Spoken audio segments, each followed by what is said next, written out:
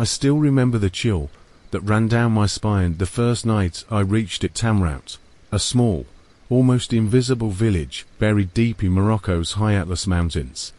The road that led there wasn't even on Google Maps. I had followed vague directions scribbled by an old man I'd met in Marrakesh's Medina, who swore that at Tamrout hides what the world forgot. As a travel photographer, mystery was my drug. Abandoned places, forgotten traditions, legends whispered around campfires. Those were the moments my camera came alive. So when I heard about a village where time had supposedly stopped and where strangers rarely left the same way they arrived, I was hooked. The bus dropped me off 2 hours away from the place, on a cracked mountain road that wound like a serpent. The driver refused to take me further. He crossed himself, muttered something in Darija, Motam Shila Nobalil, Rahimoshim Ziana, and sped away before I could ask what he meant.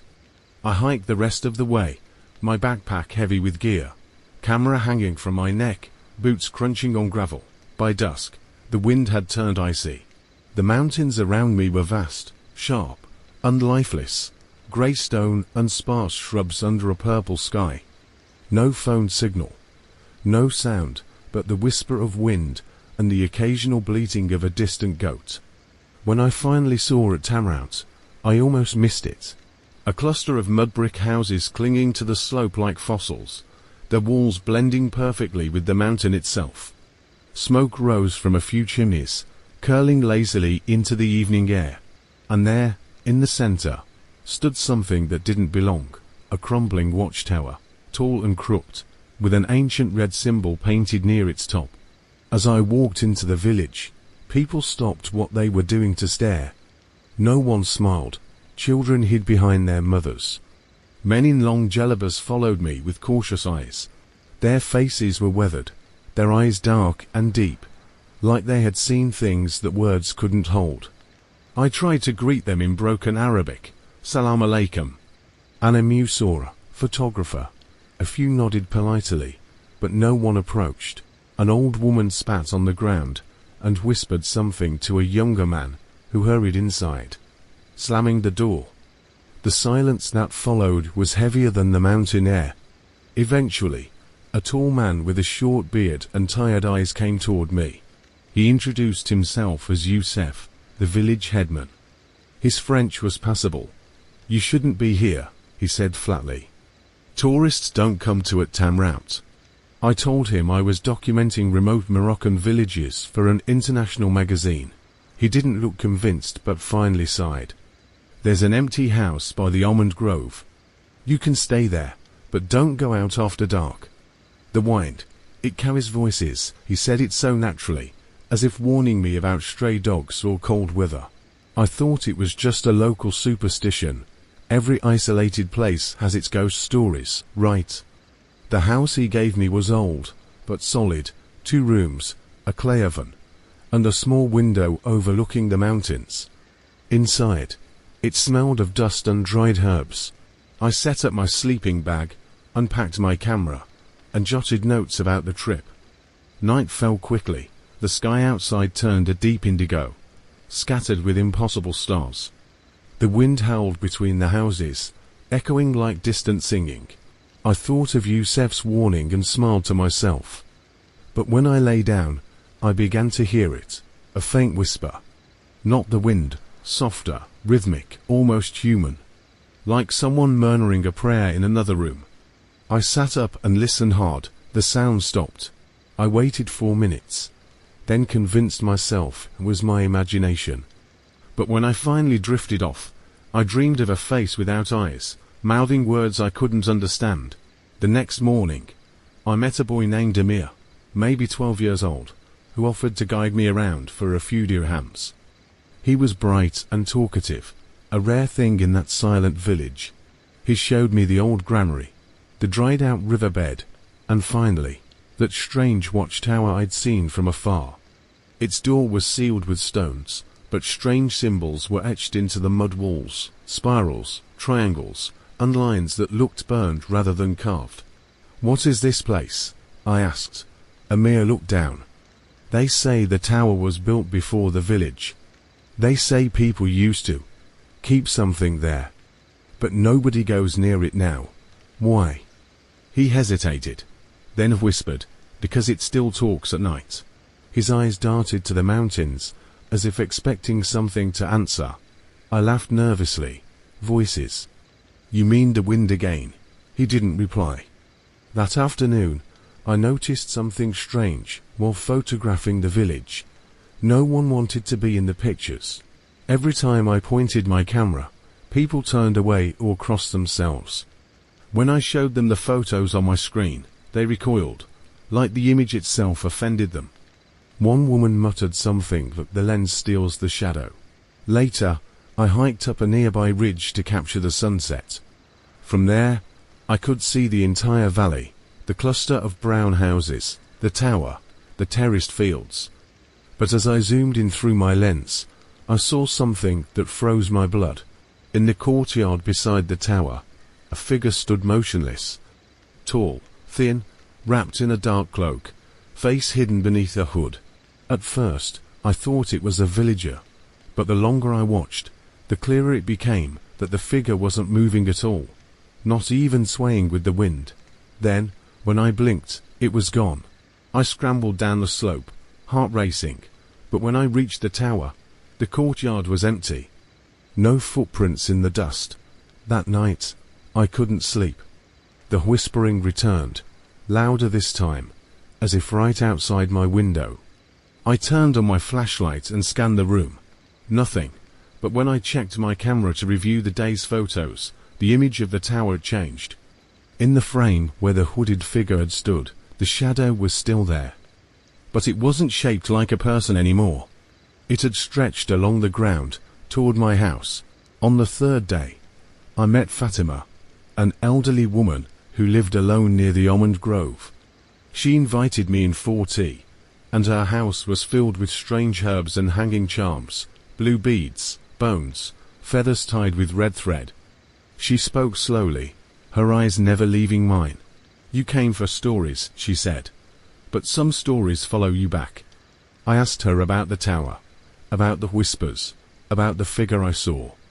Her expression hardened. The tower was built to seal a voice, she said. Long ago, when the first settlers came, they found something in the caves, something that spoke their names in the dark. They trapped it there, and the ground swallowed it, but nothing stays buried forever. She leaned closer. Now it wants to be heard again. Her words sent a chill through me. Before I left, she gave me a small pouch of salt and ash. Keep this by your door, she warned. And if you hear someone calling your name at night, don't answer. That evening, I placed the pouch on the floor and bolted the door. Sleep came in short bursts. Around midnight, I woke to the sound of knocking, slow, deliberate, 3 times. I froze. Youssef, I called, no answer. The knocking came again. Then, softly, a voice, my name, whispered perfectly, in my own accent, Daniel. My blood turned to ice. No one here even knew my full name.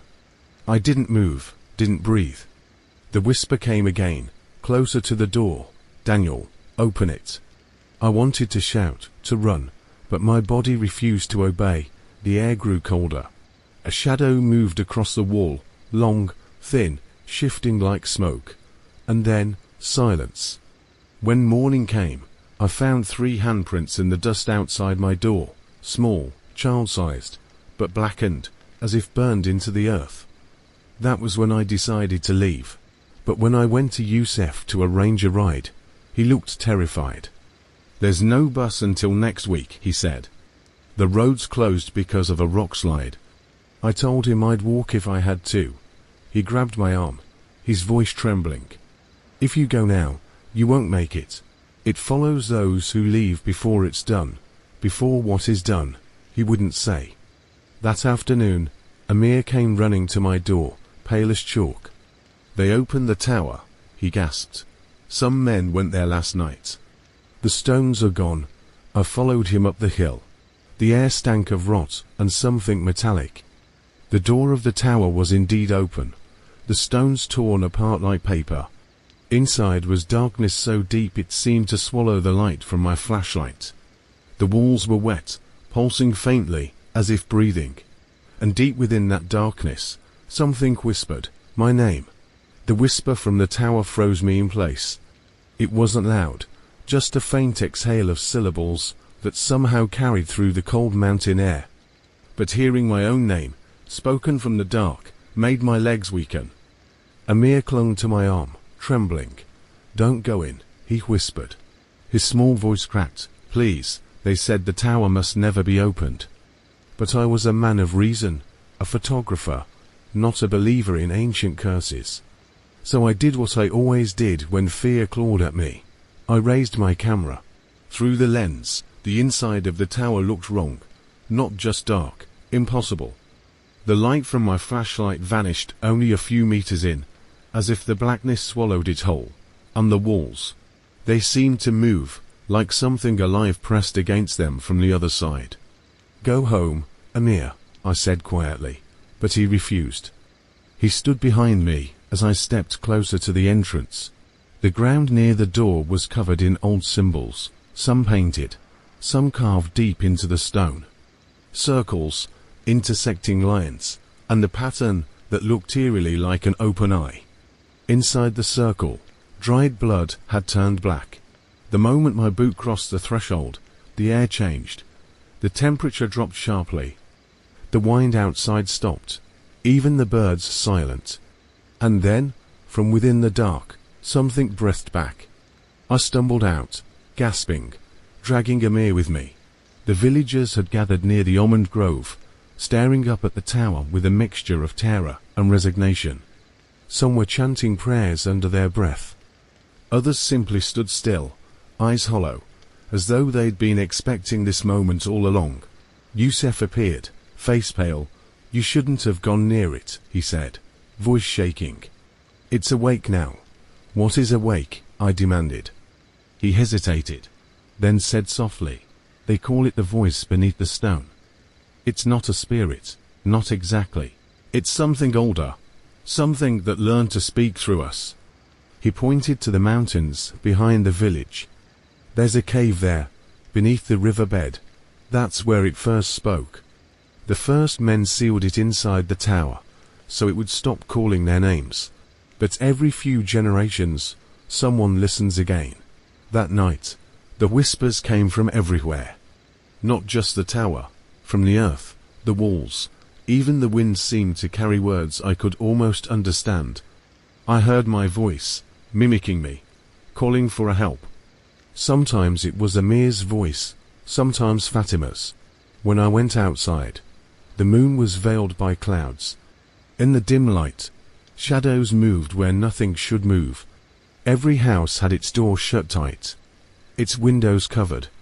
Yet from inside, I could hear crying, deep, desperate sobs. I made my way to Fatima's house. The door was ajar, the smell of burned herbs thick in the air. Inside, the walls were covered in more of those strange symbols, drawn hastily in chalk. Fatima sat in the center of the room, rocking back and forth, murmuring in a Mazai.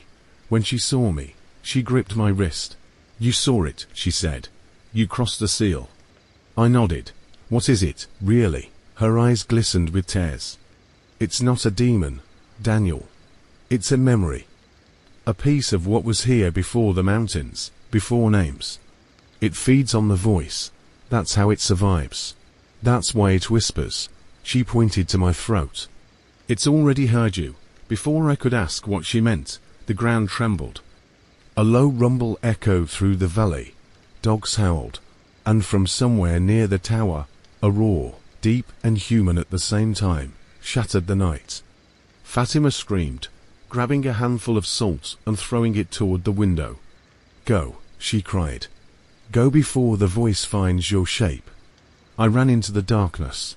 By dawn, a Tamrout was unrecognizable. A fog had rolled in, thick, grey, swallowing the village whole. I could barely see a few meters ahead. Somewhere, I heard chanting, men's voices, rhythmic, repeating the same phrase over and over. Following the sound, I found Youssef and several villagers gathered in a circle near the tower. They were drawing symbols in the dust, pouring oil over stones, whispering prayers. "What are you doing?" I asked, trying to keep it contained. Youssef said, "But the seal is broken. It's moving through the ground now, through us." As if to prove his words, one of the men suddenly screamed and collapsed. His body convulsed violently, limbs twisting at impossible angles. From his mouth came a second voice, layered and distorted, repeating my name again and again. "Daniel, Daniel, Daniel." I froze. Youssef shouted for the others to hold him down. But the man's skin began to blister, his eyes rolling back. The smell of sulfur filled the air. When it ended, the man lay still, his mouth stretched into a silent, unnatural smile. I wanted to run, to leave, to escape this cursed place. But the only road out had been swallowed by a landslide. And even if I could walk, I wasn't sure the voice wouldn't follow. That afternoon, Amir found me sitting on a rock, staring at the valley below. He looked terrified. "It called me last night," he said quietly. "It said my mother's name. It sounded like her." I didn't know what to say. He looked at me with pleading eyes. "What does it want?" I remembered Fatima's words. "It feeds on the voice, maybe." "To be heard," I said. He nodded slowly. "Then we have to silence it." Together, we decided to find the cave Youssef had mentioned, the place where it had first been heard. We packed food, flashlights, and ropes, and left before sunset. The fog thickened as we followed the dried riverbed. The path wound between jagged rocks and patches of dying grass, until we reached a narrow opening in the cliffside. The air that came from it was colder than ice. The smell, ancient and damp, like graves. Inside, the walls were covered in markings, the same spiral symbols, repeated endlessly. But these weren't painted, they were carved into flesh. The rock itself seemed alive, pulsing faintly under my fingertips. We moved deeper, the light from our flashlights trembling on the slick surfaces. At the end of the tunnel, we found a chamber, vast and circular. In the center stood a stone slab, cracked and bleeding a black, tar-like liquid. As we approached, the whispers grew louder. Not from the air, from inside our own heads. "Why do you come? You heard me once. You will hear me forever." Amir dropped his flashlight. He clutched his ears, screaming. I tried to pull him back, but his body convulsed, the same as the man in the village. His eyes rolled back, and when he spoke, it wasn't his voice anymore. "We are the first voice. We remember the silence before names. We remember being buried." "Stop," I shouted. "What do you want from us?" The air rippled.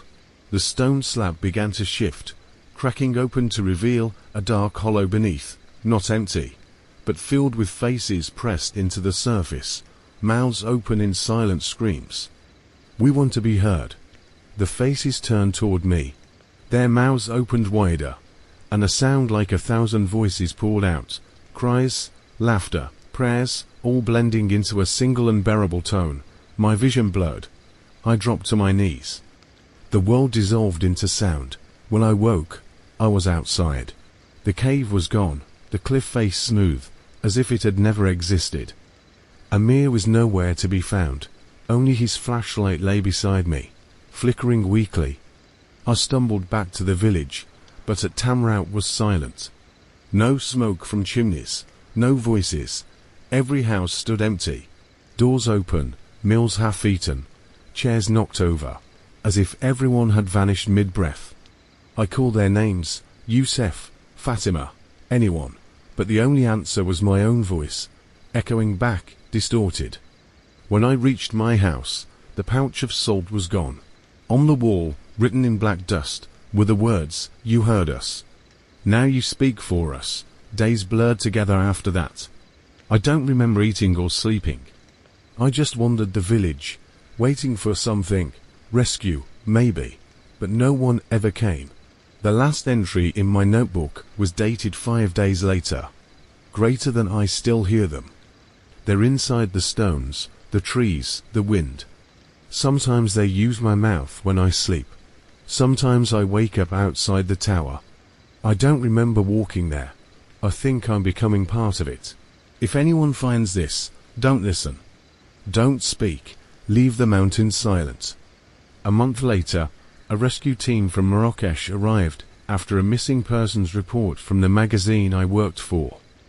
They found my tent, my camera, and my notebook, but no trace of me, no villagers, no houses, only the crumbling watchtower, standing alone in the empty valley.